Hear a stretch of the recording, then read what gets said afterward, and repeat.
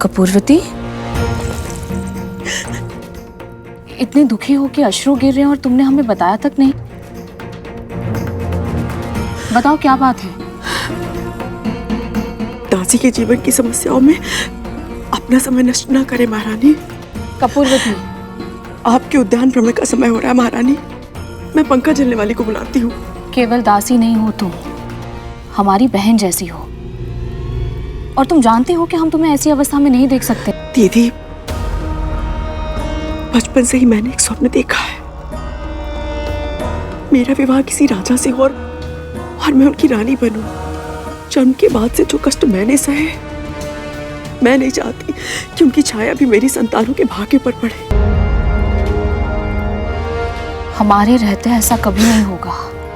हृदय से बहन माना है तुम्हें, और प्रथा के अनुसार दो बहनों का विवाह एक ही पुरुष के साथ हो सकता है।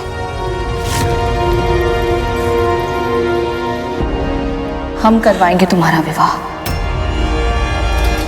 महाराज बुद्धिसेन से। कहीं मेरी आशा टूट ना जाए। आप वचन दीजिए मुझे।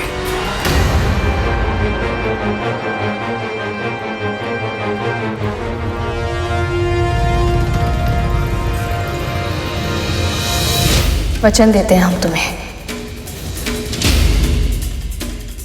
तुम शीघ्र ही रानी बनोगी। आप ऐसा सोच भी कैसे सकती हैं महारानी? आप अच्छी तरह से जानती हैं कि हम आपसे कितना स्नेह करते हैं, और किसी पराई स्त्री के बारे में सोच भी नहीं सकते। और फिर भी आप चाहती हैं कि हम आपके साथ ये अन्याय करें। क्षमा कीजिए महारानी, हम आपकी ये इच्छा पूरी नहीं कर सकते। हमने कपूरवती को वचन दिया है राजन, आप अपनी पत्नी के वचन का मान नहीं रखेंगे? देवी कपूरवती का स्वभाव तो बिल्कुल माता कद्रू की तरह है, जो अपने हित के लिए किसी का भी अहित कर सकती है।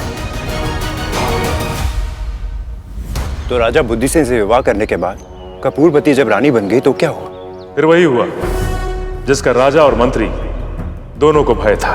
रानी बनते ही कपूरवती का व्यवहार बदल गया और उसने रानी शीलवती की सेवा करना बंद कर दिया।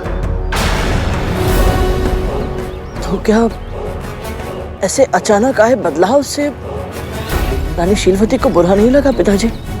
उनका हृदय तो बहुत दुखी हुआ होगा ना?